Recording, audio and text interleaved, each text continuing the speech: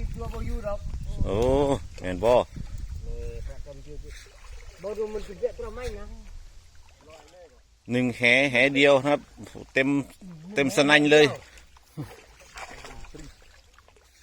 โอ้โห หนึ่งแห่ แห่ เดียว แหเดียวเต็มโอ้โหปลานิลทั้งนั้นครับ เห็นไหม เต็มตีนโอ้แหเดียว จัดไป โอ้บ่เคยหวานเหคือหวานเห โอ้แหเดียวครับปลานิลเต็มเลย บ่เคยหวานเหคือหวาน ทำอะไรกินดีเต็มเลยโอ้โห ก็เลยใส่ไว้จริงมัน เสียนแหตาสดครับเสียนแห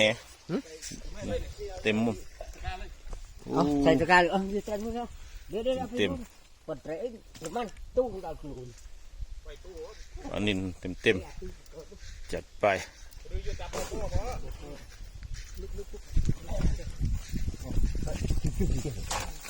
ุดจับติดนี่บ่เตะก็เชื่อบ่นี่ตัวมันมีไม้ได้บ่ได้ กำลังมัน เอาทางเส้นมุดระยะนี้นี่เจอแกนี่จริงตะกูล